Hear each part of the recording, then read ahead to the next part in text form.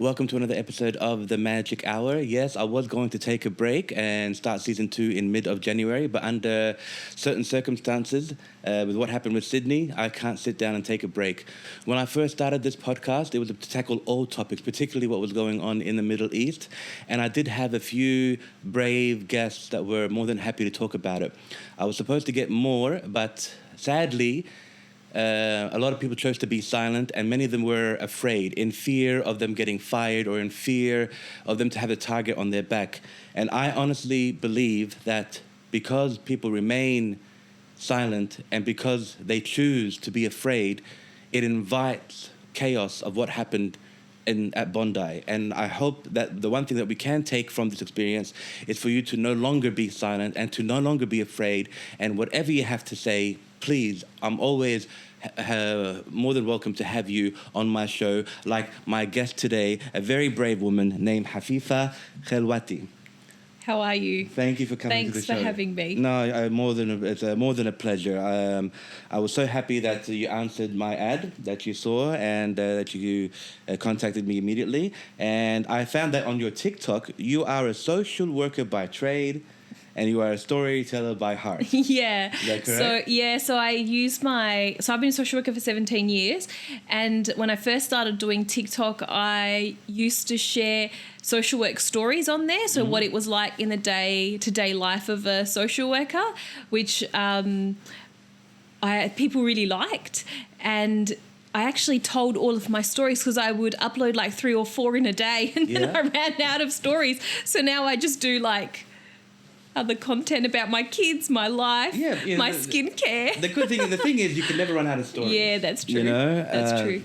Last night, I couldn't sleep last night because I was working on our questionnaire for today. Yeah. And because I'm a writer by heart and a filmmaker, I had an idea for a sketch comedy film, and I wrote a script last night. And I sent it to some actors today. Hopefully they will get on board with it. But we're going to put comedy aside today. Now, what are your feelings about what happened in Sydney? So my feelings aside, I can imagine the Jewish community's feelings would be of high fear. Yeah. And they would be genuinely concerned, I imagine, because they feel their lives are at risk. And I think that ironically, that's something that Muslims can actually really relate to. Of course, but I hope that for this particular situation, that because the hero was a Syrian man, a Muslim man who saved the day, who saved countless lives, that maybe, just maybe, they could say, you know what? I don't think they're the bad guys. Just I know that one person can't justify an entire race of people, but we have never this whole idea that Muslims or Arabs are the bad guys, they're the terrorists, they're the one that's blowing everything up. It's just a false. It is. It's been false for decades. Yeah. They've even found new theories or even new evidence stating that the 9/11 attacks was a false flag attack. Yeah, sure. By Israel to manipulate the US to go to war with Iraq, which they did. Sure. When I first heard about this, my first senses were, Jewish community? This is a false flag attack. Right. I can smell Mossad all over it. That was my first instinct. Yeah, a lot of people, I noticed there was quite a few people in the community that felt the same way. And what else I saw online was that there was a name similar to the gunman's name, Naveed, floating online in Israel prior to it. This is what made me very suspicious, because first of all, they didn't know the identity of the shooters. When the attack took place, they were shooting for 9 minutes. 9 minutes. Imagine that. Bang, bang, bang. Hearing gunshots for 9 straight minutes. Yeah. Where are the cops? It took them, and it took, after 9 minutes, it took one man, not a policeman, this Ahmed Al-Ahmad, to disarm one of them. Yeah. While he was disarming them, that one particular person, he was shot twice by the other shooter. Yes. All right? But after 9 minutes, now, what took them so long? Why was the response time so slow? I mean, I don't want to sound racist, but if a white woman called the police saying somebody's burgling my house, they'll be there within 3 minutes. They heard shots. 9 minutes. Yeah.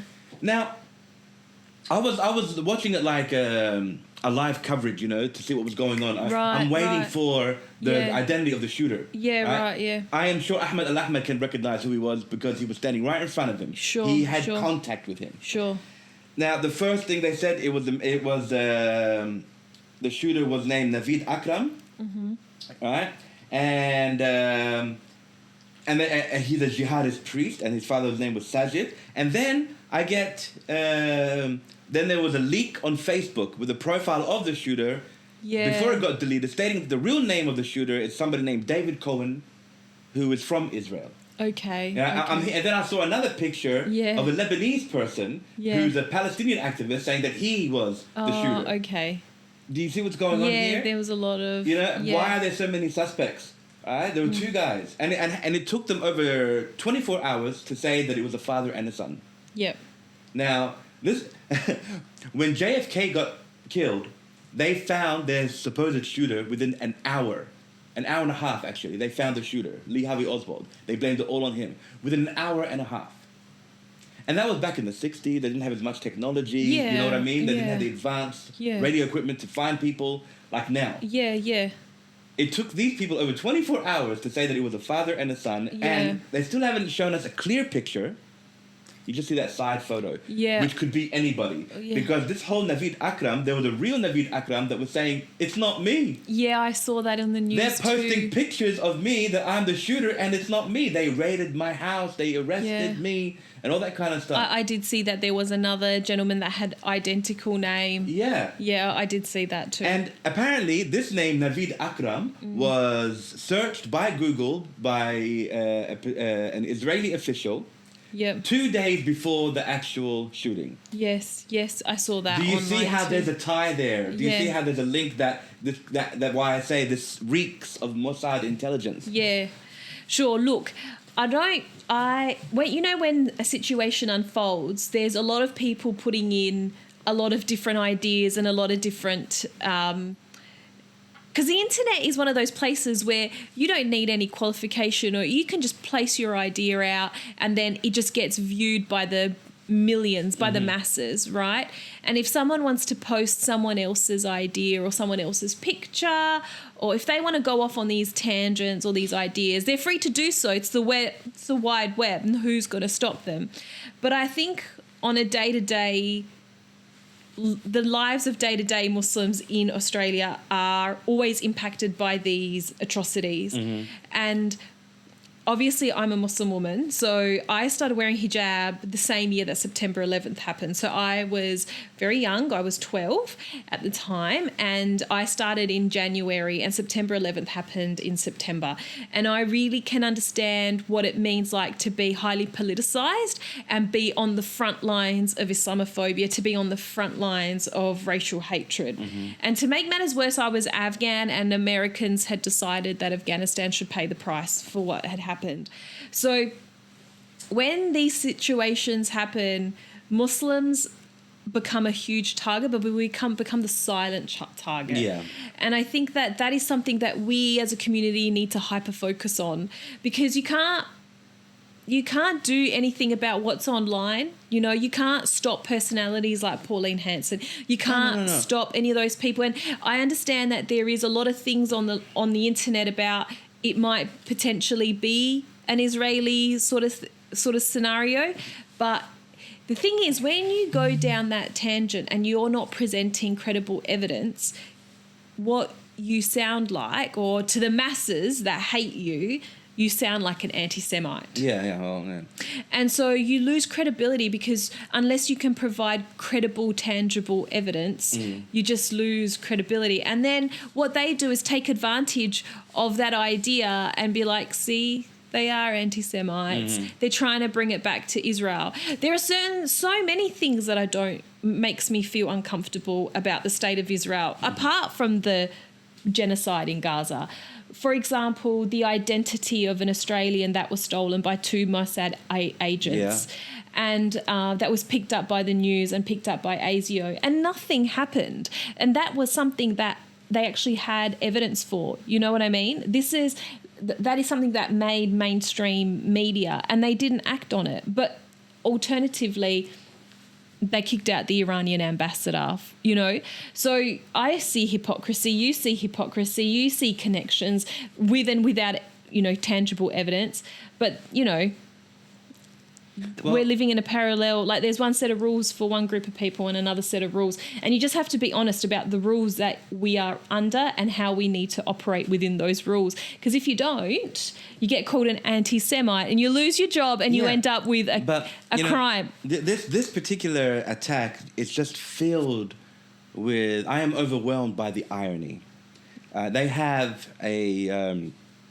well, if the shooters are, in fact, do have ties to the IDF, then you have non-Semite shooters shooting at non-Semite people. They are Jewish people, but they are not. They are white Jewish people. They were from mostly, you know, they are either from Poland or from Russia or from whatever. One particular rabbi who was an IDF supporter that got killed. Yes.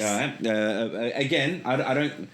What his ties are, nationality, but it cannot. Don't know if he's from occupied Palestine or not. I like to call it occupied Palestine. Sure. I don't choose to call it in Israel. Sure. But the thing is, they are calling the shooters jihadists. Yes. And they don't even know whether or not they are jihadists because the information still has not been clear, because rumors are stating that they could be this man David Cohen.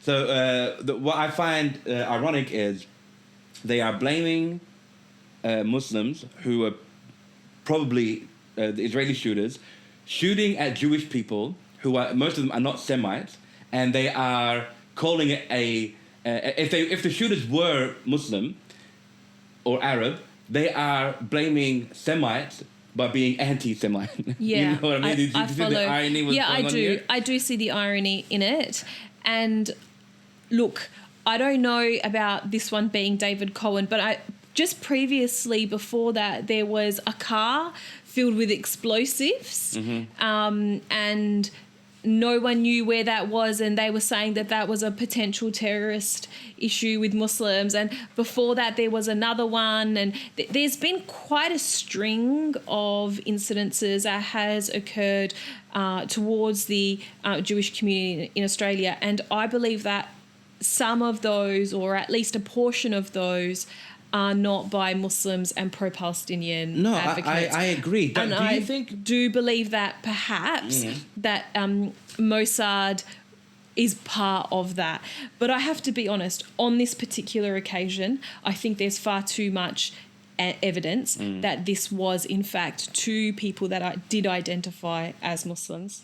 I do not believe that it's David Cohen. I believe that it is the two identified gentlemen that we saw on TV. Naveed Akram and his father. Yeah. Now, we know where they lived. They could seize their computers and their documentation. And they did passports. have ties. They did have training. They did have training and all of that sort of stuff. And they did, again, it hasn't been finalised, but they are rumours saying that they had Mossad training. Right. Well, either way, I don't believe that they had... Well, I haven't heard the Mossad training, but I have heard the Philippines training. I heard that as well. This is intelligence, right? They would send them to camps. They would send them where they could do their training. Right. Like, when somebody wants somebody killed, like let's say a mafia person wants a rival mafia to get killed, they will never send their own people. They will outsource those people. Right. To protect themselves, to hide their identity, that they were not the killers that was behind the whole thing. Yeah. And this is what... Let's pretend, let's go along with it, right? Yeah. Let's pretend that this is Mossad working as behind the scenes, pretending they're IS, pretending they're Muslims, radicalising Muslims to go out there and shoot down their own people to make the Muslim community look bad and to feel unsafe. So let's go with that line. Okay. So if that were true, and let's go with it, let's go with that was version of the world is true. Even if that were true, we all collectively failed. ASIO failed for not protecting the general public. That is literally their job, is to find intelligence, gather intelligence, highlight these people and get them off the streets. Everyone around these two guys, there's no way that people didn't know. There's just no... I refuse to believe this person is just living there, especially in our community. Our community, you know, I take a shit and people will know if I took a piss or a shit in the toilet, right? Our community... So So collectively, a lot of people failed leading up to this moment, and what we need to collectively do. Also, why is our community being radicalised? Why are our youth being radicalised? Why are our people experiencing this? We need to get down to the bottom of that and prevent it from happening, because yes, the Jewish people have lost lives, but our community is seriously at risk and vulnerable to exploitation and abuse as well, and we need to address that one as well. Our youth, our males, our girls are at youth. We saw that with ISIS brides going in, you know, they are at risk, and we need to stop that from happening too, because I don't want that for our, you know, I've got kids, I don't want that for us. Yeah, no doubt. None of us do, and this attack was obviously premeditated. This was obviously planned. Yeah. And Netanyahu, he says he was warning, but it sounded more like a threat. Right after Australia officially recognized Palestine, Netanyahu lost it. He was saying to them, we are warning you right now, this is a big mistake. I'm urging all Israeli people to leave the countries that recognize Palestine. Yeah. Remember how he made that statement? Yeah. And his warning was not more, it was actually more of a threat than it was a warning. And then when the attack happened, he said this happened because Australia is recognizing Palestine. So now the news headline is Iran is behind these attacks. Yeah, right. Look, he can spin it how he likes. I mean, he wasn't able to stop October 7, so he doesn't really get to point fingers about the Australian government not keeping Australians safe. Either he couldn't stop it or he caused it. Again, there's also a lot of theories behind that. Either way, he's not really in a position to be pointing fingers at other people's government or intelligence services. But I think for him, he needs to be at war in order to sustain and maintain his position. So he's obviously going to act like the tough guy, you know, no one's going to protect Israelis and Jews like I am. So that's obviously his whole persona. And frankly, that persona seems to be working very well for him. Oh, it has been, because he's got infinite protection. USA regards Israel as their number one priority, always. Always. And although there seems to be a bit of an awakening movement. There is an awakening amongst the American citizens. Yep. Never in the government, never in the White House. I think the people movement is big though, because it shapes. It's bigger than it ever has been. Yeah. Thanks to social media. Yeah. Yeah, it's as big as it ever has been. But how many of them will succumb to either bribery or threats or whatever? I'll be honest with you. I think that once the movement reaches, it's like a snowball effect. Once it reaches a certain point, you can't undo it. And I think we've reached that point now. I think for Americans, their biggest beef is that they're spending billions and trillions of dollars, you know, sending out to Israel, and they can't make rent and food and healthcare services. They've started to realise and I think that momentum has built. And there are some people who, Candace Owens, and there's a couple of quite right-leaning conservatives in America that are doing incredible work on this, which is ironic because historically they were very anti-Muslim, but have now become quite anti-Israel, because I think for them the messaging has always been the same. Whether they're anti-Muslim or anti-Israel, their messaging has always been the same, which is to be pro-American and to prioritize the American people and the American living standards. When they started doing that, they were also looking at all past history of all the crimes that Israel has done. Yeah. The attack on the USS Liberty, for example. Yeah. And not to mention the theories about the 9/11 and how they constantly always shift the blame to another party. Yeah. Just to, you know, and they make themselves look like that they were the victims / the heroes that saved the day. Yeah. You know, and they are starting to see that all of that was a false. Yeah. All of that was fabricated. All of that was one big gigantic narrative, and they're not angry. I don't feel they are as angry as they are for being lied to. I think they are angry with themselves for having believed these lies for so long. Yeah, I think so too. And I think they're actually also angry at the government for putting them at risk. Yeah. Engaging in all of these wars has actually... force feeding them this lie. You know, because nobody wants to believe, especially 30, 40 years ago, or 70 years ago, when 70, 80 years ago when all this started to happen, nobody wants to believe that their country is lying to their people. We don't want to believe that. Whatever our government says, we are with it. Because, you know, you feel patriotic, you love your place, you love where you're from. But so to finally understand and see that, oh my God, they've been lying to me all this time? Yeah. Doesn't make you unpatriotic. If anything, it makes you more patriotic because you want your country back the way it used to be, the way it's supposed to be run. Yeah. I think for Americans, it's probably an element of resentment because actually American soldiers died. So how many of them died for Israel? Countless. We're talking about tens of thousands, even close to 100,000 plus. Well, we know, like, I don't think the Iraq war would have happened. No. Absolutely Syrian involvement and... the attack on Lebanon, now they're building a wall in South Lebanon. They have the audacity to build a wall. And I am furious that Lebanon is not fighting back. They're not doing anything. And I know a lot of people... I know a lot of people feel a lot of disappointment with, say, the government of Lebanon not fighting back enough. But for me personally, I don't begrudge the Lebanese government predominantly for one reason, and that is when you're going against a big superpower like America, you are set up for failure on your own. What you need is the consensus of the entire Arab world to stand with you.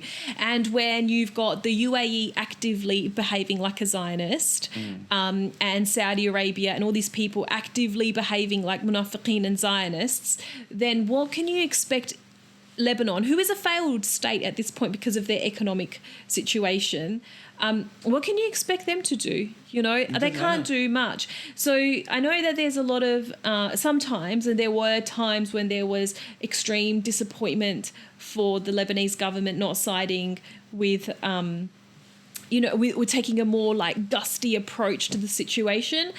But I think that they did the best they could in the circumstances that they were in, and that they had perhaps competing priorities, like making sure that their country didn't get bombarded to smithereens. Yeah.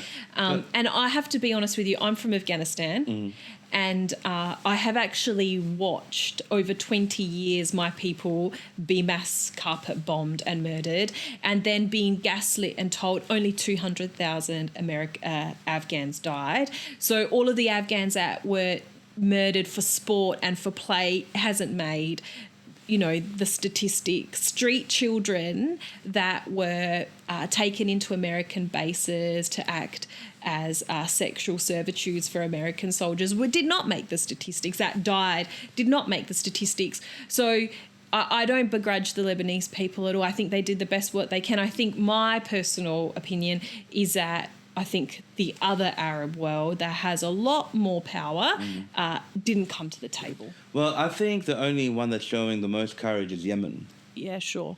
They're at least they're taking the fight to them. Sure. You know, and I was incredibly disappointed with Iran stopping after only 12 days. Sure. You know, they had they had the perfect opportunity to end it right then and there, and then again. Recently, do you really you genuinely feel disappointed for the Iranian people for not continuing on with a war? Yes, because like Israel hadn't stopped in 79 years. Yeah, sure. 79 years versus 12 days of retaliation of proper, strong, the kind of retaliation that matches their power. So who would come to the defense and aid of Iran? I believe Russia, China, and North Korea. No, they would not have. Well, Russia is already warning Israel to leave Iran I know alone. they're warning, but they're in the midst of their own war. They're not going to come to the defense of Iran. They're not. You don't believe so? I don't believe. It's not that I don't believe so. It will hurt their interest in a massive way. Yeah, but their interests are elsewhere right now. And Netanyahu is obsessed with wanting to attack Iran. Just recently, a nuclear scientist and MIT professor named Nuno Lurieri, he's from Portugal, he was shot dead in Massachusetts. He's an MIT professor. Sure. And Netanyahu's already calling it a attack by Iran. Right. Because he was a nuclear scientist, and that has something to do with nuclear weapons and whatever. And he's already blamed them on social media, made a statement, this is an act of Iran, and we have to do something about this. So they're using everything they can. They used the Bondi attack, blaming it on Iran. They used this person that just got killed, blaming it on Iran. Yeah. A person who quit Microsoft because he refuses to create the technology that would advance Israel's oppression on the Palestinians. He quit, and now he's blaming... They're saying that he's an Iranian operative. Yeah, right. You know what I mean? Yeah. How much more lies can you tell? Of and course. This is the obsession, the level of obsession that he has for Iran.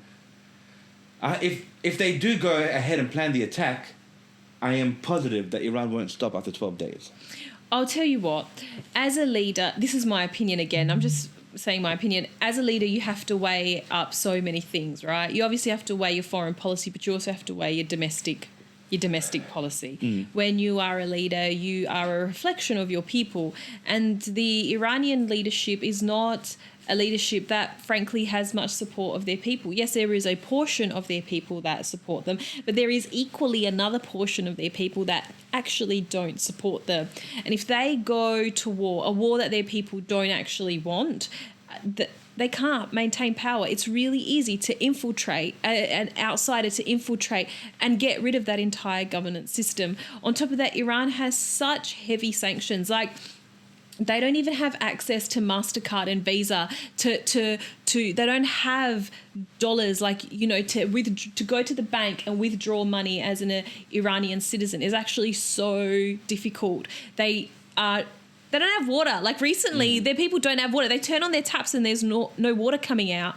So if you're an Iranian and you can't make rent and food for your children and you're turning on the tap and there's no water coming and your government's like, we're going to fight for the Arabs, the very Arabs that would not lift a finger for you, as an Iranian citizen, how would you feel? I think I would say, fuck the Arabs, I'm done. So the Iranian government is a reflection of their people. Yeah, they're going to maintain their honor and dignity. You hit me, I'll hit you back. But they're not going to go to war for the Palestinian cause any more than they already have, because, frankly, they are stretched. They have reached the end. They cannot add not even one atom of weight. And I'm not saying this because I'm afraid of the battlefield, right? As a Muslim, if you turn your back on the battlefield, and I am a practicing Muslim, if you turn your back in the middle of a battle, it's shirk, right? So they haven't abandoned the battlefield. It's because the other Muslims aren't stepping up. It's really that simple. You can't go to war as the Iranian government with America. You will lose, and your people will die in catastrophic numbers, and you have not achieved anything for the Palestinian cause. I think that they were right to call it a day. Well, it's been stated that Iran hasn't gone to war with anybody for 300 years. Yeah. And you're right. I don't think it is Iran's responsibility to defend or protect Palestinians. If anything, it should be the responsibility of Yemen, Lebanon, Syria, Jordan, Saudi, UAE. I think it's the collective. I think every single Muslim, from the Arabs all the way to Malaysia. Yeah, because and I'll tell you why. I don't even think it's the Muslim cause. I was just gonna human correct rights you. issues. I was gonna correct you. I don't think we should. I don't think we need Muslim fighters. We just need fighters from that region, whether being Muslim, Christian, or whatever. We even have Arab Jews, but they're killing off our brothers and sisters that are also Arab. Yep. This is not a fight against religion, no matter how much they sell that lie. This is simply about dominance, occupation, land grab, and extermination of the people that are in their way.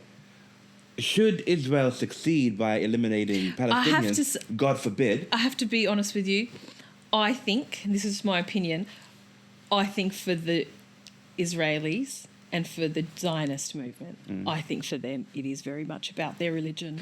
But the thing is, Zionism is not a religion, it's an ideology. No, it isn't, that's true. But the best way for me to describe it is, I know lots of Muslims, practicing Muslims, non-practicing Muslims, that will drink and fornicate, but they won't eat ham and pork. Yeah, I met those kind of people. Yes, right? And I think for the Jewish Zionist movement, it is the same. They may not believe, or they might have questions around God and all that sort of stuff, but they believe culturally and spiritually that they are entitled to that bit of land, and they believe it is by God. Yeah. Well, that's where they contradict themselves. Of course, but everyone contradicts themselves. Well, but not to the extent where they're killing people. Yes, you know what I mean. Like Yes. if a Muslim or one that doesn't practice Muslim who fornicates but doesn't eat pork, he's not going to go around killing people just because he can. No, sure, but I think it's really important to understand who. I think it's important to know who's gunning you down and how far they're willing to go. Because if it's a part of their fundamental identity, if it's a part of their religious and cultural identity, and their fundamental makeup believes in that, they're willing to die for the cause, is what I'm saying to you. And I think that they are willing to die for the cause. I think their entire existence. Relates to that cause. I think they're more willing to kill for their cause rather than they are to die for their cause. They're willing to kill because they have the means to do so. Like if you got all the weapons in the world, but if the thing switches, if they lose all of that stuff, they will die for the cause. I believe that. I really believe that, and maybe I believe it because I know what it means to really believe in a cause. No, I get what you're saying, and I also believe what it means to be part of a cause. They're killing because they can do so. Yeah, okay. But when they felt a sample of the wrath, of their own wrath, when they felt just a sample of their own wrath, they were fleeing for their lives. Of course. They ran out of the country faster than cockroaches do when you turn on the lights. Sure. And it wasn't just the civilians that were leaving. There were the soldiers that didn't want to fight. There were all these people that were supposed to be drafted. No, send me to prison instead. They're not willing to die. They're willing to dominate and control and to kill because they feel unchallenged most of the time. They are not challenged. Nobody is stepping up. When Iran did what they did for those 12 days, they were all cowards. They ran. I know they ran, but you should know they're still winning. They're winning because of the support, and they're winning because the Arabs are just not fighting back, and they are refusing to participate at all costs. Because the Zionist movement has done so well. And at this point, I was saying to myself, at this point, fuck the Arab world. If Israel does succeed in their greater Israel, then they deserve it. Why? Because none of us did anything to fucking stop it. But it's not going to stop there. Do you think it will stop once they get all of that? They will spread to parts of Europe. They will spread to parts of Asia. They're not going to be satisfied until the entire world is the gigantic Star of David. Look, I don't know about the rest of the world, but I do know what is their objective in the short term, and the short term is the entire Arab world. Well, right now, I don't see USA as USA. I do see it as a USI. Okay. I believe USA is an extension of Israel. It's supposed to be the other way around. Israel is supposed to be the extension of the USA because they are looking out for USA's interest in the Middle Eastern region. But I think it's turned. They have infiltrated their White House. They've occupied their White House. They've got... they answer to Congress. Congress answers to Israel. I don't believe in elections. I don't believe in polls. I don't believe in debates. I personally believe Israel handpicks who they want to be seated on that White House. Yeah. Well, I think they have... Americans themselves are coming forward with evidence of the influence AIPAC has. And also, so many of their Congress people call themselves Zionists, like American Zionists. And they are so proud to say it. In the 40s, if somebody said, I'm a Nazi, they would shoot them dead in broad daylight. And being a Zionist today is actually worse than being a Nazi, if not the same. The only difference is they just have more protection than the Nazis did. They have the backing. If Hitler did the same thing, if Hitler made alliances with the US first before he decided to go on his rampage, they would still be in power till this day. The Germans will still be in power to this day. We will be up to the 15th Reich by now. You know what I mean? Yeah. All right? So Israel studied the handbook of what Hitler was doing, and they found the flaws and did not repeat those mistakes, and now they're doing exactly the same thing, but they have the proper backing. Look, it is a huge irony that there's, international criminal, arrest warrants out for Netanyahu and whomever else. Yeah. And everyone seems to be really upset with the International Criminal Court as opposed to Netanyahu himself.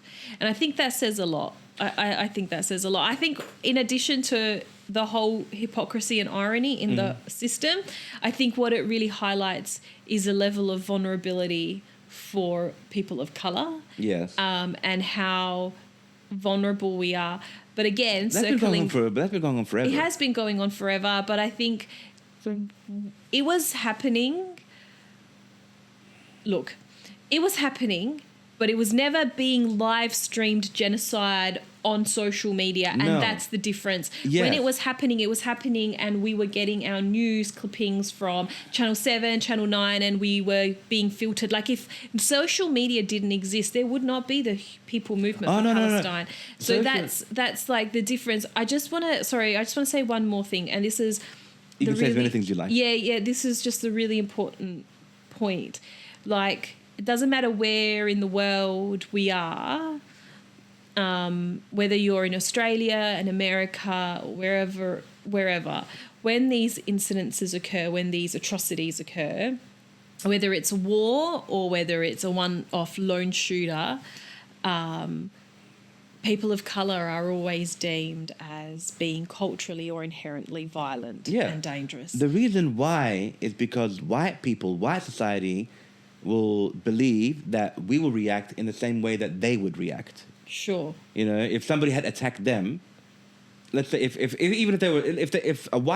one white society attacked another white society, and they were attacking each other, the way they're going to retaliate, they would think if they attacked us that way, that we're going to retaliate in the same fashion. Way.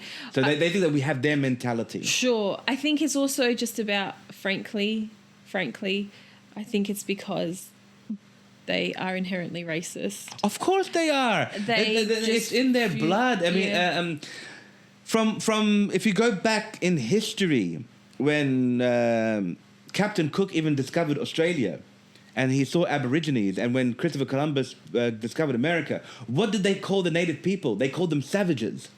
That was the first word. They didn't Flora call, and fauna, they called them they're savages. All right? Oh, they're black savages. Let's kill them all. Now, if they were white, would they have called them savages? No. They wouldn't, it would have been... They would not have colonised.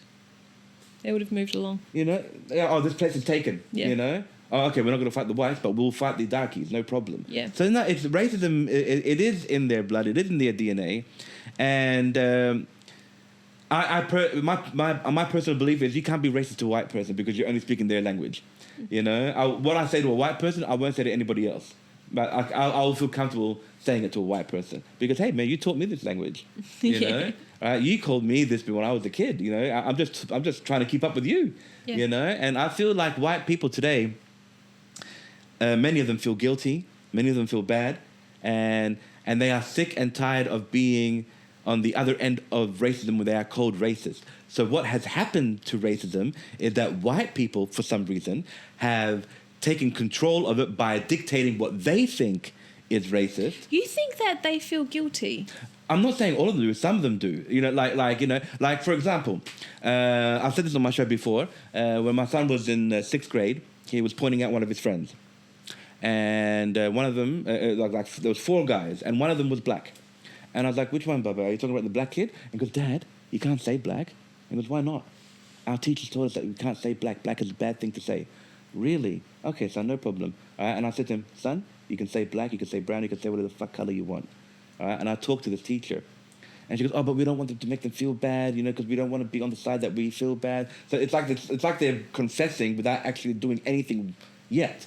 Right? Yeah. And I said, honey, this is the description. Right? What if my son saw a black person robbing a store, and the cop asked him visual description, and if he said black, is that incorrect? Now, okay, I'm not implying that black people rob stores, but I'm just saying, you have to give a description, and the color is a description, being black, white, brown, whatever. So I feel that some of them may feel guilt, but some of them are just sick and tired of being called racist. Yeah, sure. So which is why they start to dictate the terms of what they think is racist, just so they can be on that end to call people racist. Yeah, sure. It's like when you see those white people who get offended for somebody else's culture, for somebody else's ethnicity. Yeah. You know what I mean? Yeah. Like, shut the fuck up, white woman. You got no right. You're not walking in my shoes. Yeah. You have no right to. You can feel empathy. You can empathize with me. Yeah. But you don't speak for me. Yeah. I don't feel what you're feeling on my behalf. Yeah. You know, I saw this experiment of this white guy walking around like a Mexican. He put the poncho on. He had the big sombrero, and he even put on a fake mustache. And he was walking around saying, "Hey, what up, ese?" He was actually talking like a Mexican, right? And everybody that was black and white was saying, "That's offensive, that's offensive, that's racist, that's offensive." And then he walks up to a group of Mexicans and goes, "Hey, man, is this offensive? Man, that's a great hat you got on, man. We love what you're wearing, man. You're representing." You know, they didn't feel that way. And people believe that people of ethnicities would feel what the white people would feel. Yep. You see, and it's not exactly Yeah. like that. But just getting back to the Bondi shooting, Yeah. now they're blaming this now on the lack of gun control. Australia has an impeccable record of the few, keeping the gun violence to a great low. Yeah. That number is not high. But don't you feel it's more of lack of counterintelligence than it is a lack of gun control? Because this was a premeditated shooting. Yeah, sure. Look, I want to tell you something. He should never had a gun. So revising the gun laws are correct. It's not just a gun. It was a rifle. It was an assault rifle. How do you even get those in a place like Australia? Yeah. So that revising the gun laws is absolutely correct, and that is the right thing. What I think was obviously the government needs to look like they are getting on top of this and keeping the general public safe. What I don't like, setting all of that stuff aside, what I don't like is that the government was blamed for this moment either. Yeah. And I'll tell you why I don't like it. And the reason why I don't like it is, by the way, I'm not a fan. Like, I don't vote Labor. I don't vote Liberal. When I have to vote, I vote for the Greens because I have to, right? Yeah. But I want to make that very clear as well, my political leaning, so people know where I'm coming from contextually. But what I don't like about that is you can point the finger as much as you want to anywhere you want. The reality is that at some point, at some time, bad things happen. The crimes happen, right? Just like I'm a social worker. Domestic violence is going to happen. Youth unemployment is going to happen. Homelessness is going to happen. It's got nothing to do. It's no one's fault. And if you're going to blame anyone, it's going to have to be the Central Intelligence Organization. That's my point. It's not Albo's fault that he recognised Palestine and then this has happened, or that he hasn't put enough supports in place for the Jewish community. He has put hundreds of millions of dollars to Jewish organisations across the country by now. Not to mention that till this day, hundreds of millions. And not to mention till this day, Australia still sends 40 million in aid to Israel. So 40 million. We're talking like clearly hundreds and more millions of dollars to keep the Jewish community safe.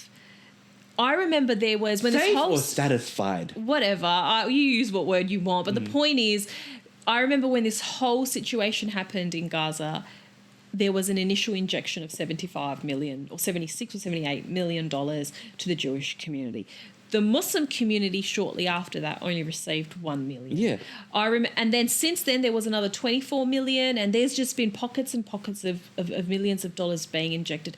So that's something that really upsets me when I hear, and it's really strange for me to come to the defence of any leader in Australia, but I feel the need and the urge to come to the defence of Albo to say, actually, no, mate, if anything, you've tried your best to find what you believe to be the middle ground. What he believes is recognising a Palestinian state and at the same time trying his best to keep the Jewish community in South Australia safe. If anyone failed on this occasion, it is the intelligence community. It's not Muslims. It's not the central government, like the leadership. It's not Albo, No, I don't believe. No. So I think that's really unfair. No, it is. And it I totally think that is, the collective country needs to tone it down on that one, actually. Regardless of who the leader was, they would always blame the leader because it's just easier to blame. Yes, sure, but they're going one step further, right? Because you can blame a leader, but it's becoming... Look, it's really sinister the way in which they're blaming the leader, because here there's deaths, right? There's actual deaths. And they're linking these deaths to the Palestinian movement, right? And I can't find the right words, but there is no link, is what I'm saying to you. There's no fucking link, right? But obviously Pauline Hanson wants there to be a link. She's an opportunist. Yes, and the same with Susan Lee, because she's the opposition. But what is very concerning is everyday Australians pretending that there's some link. And this is the thing, they're not even pretending. They genuinely believe there's a link. And so we are not doing enough to make them understand there is no fucking link. Cut it out. For those I've met many Australians, more than I would like to have encountered, with the attitude saying they don't care. Right. I don't care what's happening over there. Right. As long as it doesn't happen here, I don't give a fuck. You know, that attitude. I don't give a fuck. It's not happening here, so fuck them all, let them all fucking die. You know what I mean? Yeah. And I've always tried to not debate them, just try to make an understanding, saying like, you know, it actually, you like, should care. You should care. I mean, what if this was your child? Not going to fucking happen. We're in Australia. This is the greatest country in the world. Yeah. Okay, fine. I agree with you to some point. Maybe one of the greatest countries in the world, but not the greatest. But okay, I will say we are more fortunate than most countries, absolutely. But now the attack has finally hit home. Yeah. And if there's anything that they can take away from this is, are you going to start to care? No, they're going to say that that there was too much caring that this has happened. There needs to be less caring. Oh, no. Like, what happens in the world, what happens outside of Australia can still affect Australia. I mean, you do have Australians living in countries that are getting hurt. Look, they don't care because they don't care about human rights. They don't care because the victims are Muslim. Once we establish that, then you know, like... Okay, because if it was happening to anyone else, they'd give a shit. But because it's happening to Muslims, that's why they don't You wouldn't care. think for a second that maybe, just maybe, a handful of them would be like, we just got a taste of what they've been going through. Believe you don't so. think you don't think they've got that kind of conscience or humanity at all? No. Because it wasn't just Jewish people that were casualties that got hurt. There were many non-Jews that got shot. We don't hear about them. We hear about the ones that died, obviously, because they died. And their names should be mentioned because they did die. But there were many non-Jewish people that were affected by the whole thing. And I honestly believe that they'll be like, fuck, is this what happens every day over there? My God. Thank God it only happened that minute over here. No, I think when they see it, they're like, oh, that's what happens over there every day. They need to never come here because that's just really... They will... You think it fueled the racism more? Of course it fueled the racism more. I mean, we are in Australia, one of the most racist countries in the world. And I know... Look, when that situation with Pauline Hanson coming in with the burqa and all that sort of nonsense happened, collectively Australia stood up against it. I think that these types of incidences takes away from the collective distaste towards that. This type of stuff, those people that are sort of leaning on the fence, makes them lean more towards becoming conservative right-wingers as opposed to left-leaning humanity-based people.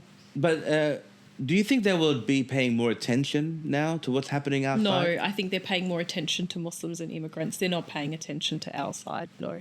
So, okay, so it happened and now we're moving back on with our lives like it didn't happen. No. After a few weeks, it'll be forgotten about. No, it won't be forgotten about. They will become hyper aware of Australia's immigration policies and making sure that we are not bringing in any more Middle Eastern people and people of colour. Okay. They're like, if we have a shortage of, say, nurses and teachers, bring them from the UK, bring them from Paris, don't bring them from the Middle East. Yeah, well...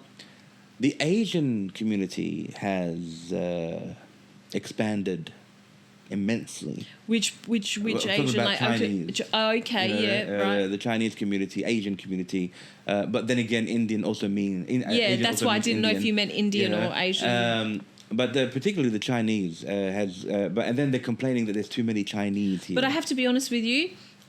So I grew up in Australia in the late 80s and early 90s. Majority of my friends were Asian because I couldn't relate to the mainstream white Australians, and there weren't very many Muslims or Arabs in South Australia. And what I've come to recognise is that Asians also have a lot of misunderstanding about Muslims, and that Asians like Chinese and Japanese and Koreans and stuff do see us as a problem. But Are you talking about Asians in Australia? I don't care, whatever, man. Because Chinese don't feel that. The Chinese in China, they don't see it that way. But the Chinese in China are obviously getting drip-fed information, as G is whatever his name is, like the Chinese central government wants them to hear. But the Chinese that I have befriended and have lifelong friends with, and their circle that I engage with, they are Australian Chinese. They go to China quite a lot. They haven't disconnected from China at all. They are very much, and they speak, and so they were born here, and now their children are born here, and their children are learning Mandarin and Cantonese. Mm-hmm. They're like full Chinese, and they still cannot understand the intricate details of what's going on in the Middle East. They just give you parroting points from Channel 7 News, frankly. Do you think it's because they kind of distance themselves from it, like it doesn't concern them? That's why they're not really interested in it? Because in China, many places in China, they have implemented Palestinian studies on grade school kids. So I think the reason is because they're not receiving information widely enough. They're only seeing what they're seeing on the mainstream Australian television. Which cannot be trusted anymore. No, of course not. We know that. And I think even the Australian government knows that. It's all Murdoch media. Oh, the whole Sky News is the biggest propaganda piece of shit I've ever seen in my life. Look, I think Australians know that. That's one thing I'll give them, is that they kind of understand that Sky News and Current Affair is not news. I think they know that. I think they know that,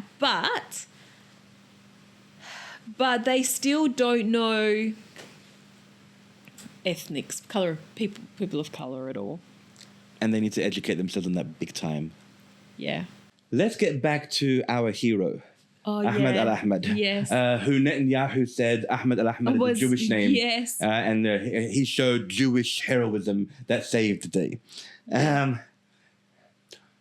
The man got shot twice, and he was visited by Albanese in the hospital. We're waiting for him to recover and come out and see what's going to happen afterwards, because the only person who we know for sure that got the best look at the shooter is Ahmed al-Ahmed. Mm. I still believe they're being purposely vague. We are not. What do we know about these shooters? We don't know where. We want to know everything: where they were born, where they were trained, where they studied. Like I said, when I told you how they found Oswald. Within the hour that they found him, they knew everything about him, where he was born, where he went to school, what he worked. They knew everything about this man. Like, they could not have known this much at such a short time, because obviously they had planned to make him the patsy. Now, I'm not saying there are patsies here as of yet, but when Ahmed al-Ahmed gets out, I can't help but feel when Albanese visited him, they're saying, this is what you know. Okay? Yeah. And this is what you're going to say. Okay. You know, like, yeah. I can't help but feel that maybe something online, maybe it wasn't Albanese that said that, but somebody at the behest of Albanese may have said something like that. Okay. You know, like, again, going back to the JFK shooting, there was one witness that said that she heard 7 shots. Right. And the Secret Service took her aside and goes, you only heard 3. No, I heard 7. No, you heard echoes. Okay. Those were echoes. Okay. And he goes, no, I heard shots from all over the place. And but the thing is, you know what I'm saying? Yes. They were containing that situation. Yes. They didn't want it to spread. Yes. They don't want people to have a panic or to have an opinion even. Yeah, you know? Sure. So I'm really looking forward to what this man has to say if he gets a chance to say something. Because I can't help but feel, if it was a white person, going back to color, if it was a white person that saved the day, yes, he'll be on the cover of Time magazine. Oprah Winfrey will come out of retirement to interview this guy. Yeah. Ellen DeGeneres will make him dance over that table to go have that interview. Do you think Ahmed al-Ahmed will get anywhere near that amount of celebrityism? I think he will, but I think it's up to him how he handles that. So I think that people will want to, because, news sells, and they will want to take advantage of all of that to make money. But I think it's up to him if we will see if he is someone who will be interested in engaging in all of that stuff or not. Well, they'll be offering him money to do those interviews for sure, and working as he's worked as a fruit vendor, right? Fruit and vegetable vendor or something like that. So the money will be very tempting. So I hope he does. I really hope he does do a lot of public speaking. And the reason why I hope that he does a lot of public speaking is because he's actually our best bet of squashing some misunderstandings about our community. And already, I don't know if you read this, but I've been reading comments saying, the guy is a Maronite, the guy is a Christian, stop calling him, he's not a Muslim, he's this and he's that. Yeah. Israel is claiming that he's Jewish. Yeah. Some Lebanese are claiming no, he's a Maronite, and no, someone says he's a Christian. Well, we know that he isn't because the media did go and interview his mother and his father. He's a 43-year-old Syrian. Yeah. And who practices Islam. Yeah. We know that, and it was written on the article. But again, it's like as if they don't want him to be the hero. They don't want him to be the man. But that is the internet, and that is the nature of the internet. The way there's all these different names floating around who the perpetrators are. But I think it's fair to say I think we know who the perpetrators are. Do you think this would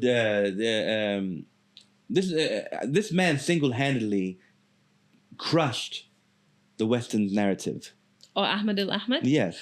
He single-handedly, because they've been spending millions upon billions in pushing campaigns to create Islamophobe, to pick us out as we are the bad guys, we're the terrorists, we're the ones that's causing all of this violence, and all of a sudden, the people they've been blaming on the most was the one that saved the day. Yes. So he certainly ruined the narrative for them. He certainly came in to ruin the narrative. Like, what do you think was going on in Netanyahu's mind when he found out that a Muslim I think he would have been plan? extremely disappointed. I think he would have loved for it to not be that way, because obviously it doesn't eat into the narrative, and he needs that. He needs the narrative to stick for his own political survival. He needs that narrative to stick no matter what. And Ahmed al-Ahmed ruined the narrative. Oh, big time. Now, this is just a hypothetical question, and you can give me any kind of answer you want. But what do you think will be the fate of somebody like Netanyahu? I will be very honest with you, because I have these conversations with my husband all the time. I believe that Netanyahu will go on to be extremely successful in his career, continue on. I think he will not receive too much of an issue in the Israeli courts. I think he will hold and maintain power. I think that he will go on to take large chunks of Syria. I think he will go on to take large chunks of Lebanon. And I think that he has set the course very clear that whoever comes to take on from him will continue the course. I think that Israel will achieve their objectives by the end of my lifetime. Whether it's Netanyahu or not. My husband, on the other hand, completely disagrees and says, Hafifa, you have lost all faith. You have become so dark and negative. But I will be very honest with you, I believe. Well, what I wanted if to it's say, Netanyahu or not Netanyahu. What I wanted to say, there's something called the ugly truth. And there's something called the sad truth. And in many ways, I do agree with you 100%, because they've had multiple opportunities to get rid of this man. Multiple, and they never took it. And I don't think it's because they can't. No, I think they like him. Refuse. Yeah, they like him. Because even the Middle Eastern people that are in power are profiting from him as well. Yeah. I'm sure with the billions that they get from the US, they're using that money to bribe the Arab leaders too. So as long as the money keeps coming in... I'll be very honest with you. I don't even think they're bribing the Arab leaders. I think the Arab leaders have the same objective and goal. I think that the Arab leaders are also trying very hard to hold and maintain power, exactly like Netanyahu, and that they find any type of resistance a threat, and so they need to squash it. The poorest and cheapest form of leadership is when people come from below, you simply squash from above. And that is a very good reflection of leadership globally, but especially among the Arabs and the Muslims today. Do you think when these Saudi royalty, the Saudi king, the House of Saud, who said that they will never recognize Israel. They will recognise Israel. But making strong beliefs they will never recognize them, that they are supporting Palestine. Do you feel it's more of a performative act than it is something they actually believe? I don't even think it's performative. I think we all know that they've recognised Israel. Just because it's not on paper, it doesn't mean otherwise. Because they're having these debates or wars, if they did not angry with this. If they didn't recognise Israel, the day the whole Gaza situation happened, the very third day, they would have said, "Fuck this, we're turning off the oil." Right? But they didn't, because they recognise the state of Israel and they believe in the state of Israel, and Israel needs to survive. The people of Israel need to survive. The Palestinians can die, so they continue to pump oil. The same way that Jordan continued to use their land so that trucks of food and water and whatever could continue to get into Israel, because there was ports that were being blocked. So the Arab leaders created alternative routes for things to go into Israel. That is recognising not just a state, recognising the people, recognising the humanity, their human needs, their need for instinct, for their basic human need, Palestinians certainly didn't get that. So, no, I believe that every single country in the world, including Saudi Arabia and everywhere else, has and continues to recognise the Israeli state. I think they're not the only ones that this whole conversation we focused a lot on the Arabs, and they're very disappointing. But someone who we haven't talked about, which I'm just going to throw in there, is the Turkish leadership, who is the same as the rest of them. They also pretend to not recognise. So it's performative. You believe it's performative to give us some kind of false hope. I don't think that it's even that. I think it's they can't do it because. Have you ever, when you're ethnic, I'm ethnic, my mum's like, don't do that, people are coming over, it'll look bad, like clean the house, people are coming, it'll look bad, or don't use these plates, use the nice china, it'll look bad.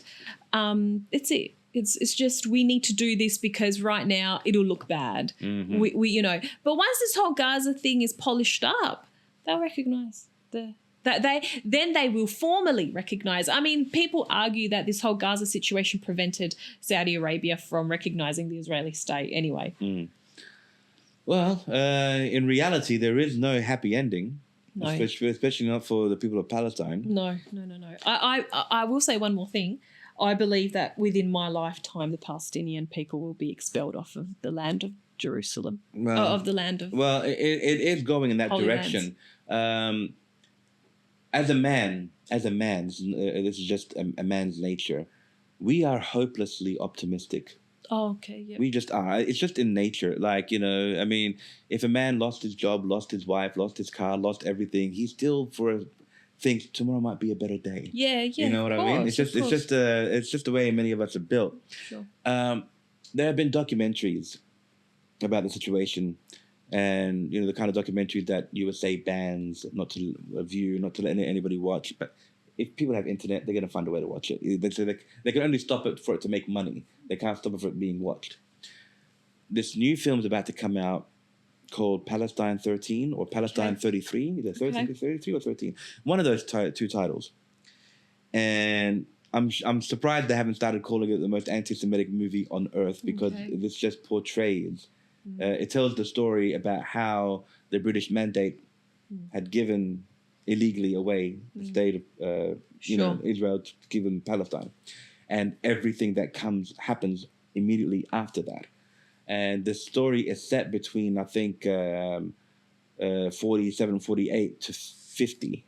It's in that period, and it's already turned a lot of heads. Like so many people are eager to watch this film. And I do believe cinema, art, plays a massive role in the way people see things. Of course, yes. Even when the movie JFK came out, and we were told, at the end of that film, we were told that the files that they kept secret would not be available until the year 2045. And this movie was made in 1990 or 91. Okay. When the film came out, they went from 2045 to 2015. Okay. The movie had an influence. Do you see what I'm saying? Yeah. And it got more people involved. It got more people asking questions. It got more people debating. Yeah. And this is something that is not good for Israel. No, of course not. And they want to keep them contained. They want to keep them brainwashed. They want to keep them to be as... They actually want to dumb them down so they don't become smart enough to ask any kind of questions. Since 1897, when the Israeli ideology was founded, they had total control of newspapers, radio, and newsreels. Okay. From then on. And you couldn't get your news any other way. It was only from these mediums. Okay. Newspaper, radio, and if you went to the movies, they'll show newsreels, what's happening in Germany, what's happening here, what's happening, whatever. So they've had a monopoly on that for over 100 years. Social media was something that they wish could never have existed. Yeah. Because that stronghold they have had on us as a people for over almost 130 years has finally started to loosen. It's not as strong as it was. Yes. And which is why they spent $1 billion campaign on these Hasbara posts, the propaganda to reclaim that narrative. Yes. And with every attempt they're doing, they are exposing themselves more and they are failing more, and that group is loosening more. Yeah. Now, you are saying that before the end of your lifetime, or by the time of your end of your lifetime, that there'll be no more Palestinians left in Jerusalem. It'll all be Israel. And I believe 8 out of 10 that is the case. But my optimism You're side, holding on to the hope, to the rope of hope. My husband does the same. He's like, because you've he's a man. become so He's a man, negative. he's optimistic. I don't think this is not a... I don't believe in negative or positive. I believe in reality. And reality is very negative. Yeah, sure. But that doesn't make you a negative person. Sure. It's just a negative outcome. But the optimism side in me is that because of these kinds of movies, the people and movement, the artists, how many artists, Macklemore, Billie Eilish, even, oh God. So many. They are holding the flags and chanting the words. This is Israel's kryptonite. Mm. And Yeah. I believe this is their fault. But you have Jewish people all around the world saying, "Not in my name." Yes. Yes. You have Orthodox Jews who weren't supposed to serve. They made a law for them to serve, and they are refusing. They said, "Take me to jail instead." Yeah. This is what's going to cripple them. They went to USA and to Britain and even here to recruit IDF soldiers to fight for them there. How long will it be before Australia refuses? Before the Brits refuse? Even before America? Hey, if I'm not going to die for my country, I'm not going to die for your country. Yeah, yeah. They're having that mentality is starting to get there. And I think Israel will fail because time is on our side. I believe time is on our side.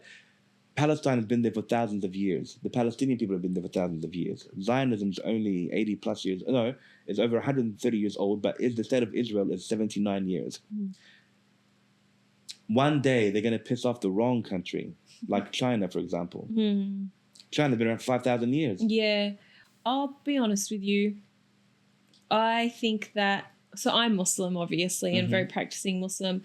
And we believe like... it will get very ugly and that Jesus will come back. Well, and that Jesus, when he comes back, this whole land will finally live in peace. But before then, there will be many wars.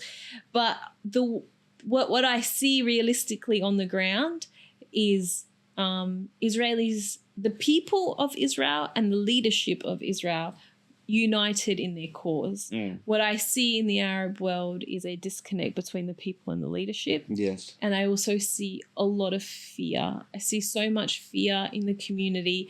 If they make the wrong move or take the wrong step, they will lose their livelihood, that they will lose everything that they've spent the last 20, 30 years building in the blink of an eye. And that is what makes them fearful. Like, they're willing to stand up and speak up so long as they are in a crowd of people and they're not singled out. And frankly, that's not enough. No, it's not. But I believe they will be influenced by the rest of the world, because never, even particularly the Arab leaders, never have they seen such support rise for Palestine. Never in their lives have they seen it grow this quickly in such a short time. You do have hope. I can hear it in your words. I think the Arab leader would gun down their own people for Israel. They will. I don't think they will. They shit. are a trading people. They are traders. They will do anything for money. People. They always say that Jewish people have this thing when it comes to money. Arabs are no bit different. Yeah. Arabs. I think Arabs are worse when it comes to money. I don't see. I don't see that ever happening. Well, I'll be very honest with you. If America said to Jolani, give half the country, and we will build your whole capital and your surrounding areas. We will build it for you, brand new, spanking new, and we will build you a country that you cannot even imagine. Your people's stomach will be full, education will be for everyone. It'll be the country of your dreams, but you have to give half of Syria. I think he would not even blink an eyelid. He'd like fucking take it. Mm. Well, only time will tell. Yeah, sure. One of my favorite sayings is a Buddhist saying, where, if I'm not mistaken, sorry, I have to cut you off and just say one thing. I even believe that about the Yemeni people. Okay. So if I believe that about Yemen, you can't imagine how much I believe it about everyone else. Yep. Well, sorry, continue. The Buddhist saying. Yeah, if I'm not mistaken, the 3 words were all under God. Yeah. God has final say. Yeah. And I do believe miracles happen, but not in the sense of how we believe in miracles. I believe in a miracle that we can't fathom to understand. Sure. Like not a miracle like, oh, I got this when I thought I was never going to get it, or I won the lottery because I thought that's not the kind of miracle I'm talking about. Yeah, sure. It's a miracle that when it happens, it restores humanity. You just see it. You just feel that blessing. Like, how did this even happen? Yeah, blessing. Where did it come from? Yeah. And that I do believe in that. Sure. I believe in that more than I believe in humanity, but I believe that would help restore humanity. Yeah, sure. So, I believe in the power of prayer. I believe that the oppressed, God is close to the oppressed, and that even when they are going through their oppression, God is with them. So they don't feel the oppression the same way that we believe them to feel the oppression. Like they are obviously at capacity, they're at 100%, but even in that midst of that 100%, God eases their pain in a very miraculous sort of way that we cannot understand because He's standing with them. And I do believe that. And the thing is, I have to believe it because if I don't, I will really become too upset. You know what I mean? It's the only thing left. You feel like you'd be asking yourself, why am I even going on? Yeah. If South Africa can be freed, then I believe Palestine can be freed. Yeah. I honestly believe that because once upon a time, everyone said it's impossible for South Africa to be free. Impossible. Sure. And Nelson Mandela said something, I'm paraphrasing, he said something like, the freedom of South Africa is meaningless without the freedom of the Palestinians. And I totally believe that. Hafifa, thank you so much for being here. Thanks for having me. I'm so glad you responded to my ad, and I hope you encourage others just like you to want to come on the show. I'm not going to take a break like I intended to, and I urge all who have visited my show before as guests, if you want to come on to discuss this kind of stuff, like I said at the beginning, don't be afraid, and particularly do not be silent. Those times are over. Please follow me on my Instagram at Fame Film Agency, and follow me on my YouTube at Majid and Dairy, and please follow Mrs. Hafifa on her Instagram. And until next time, stay safe. Thank you. I'm broke, bitch!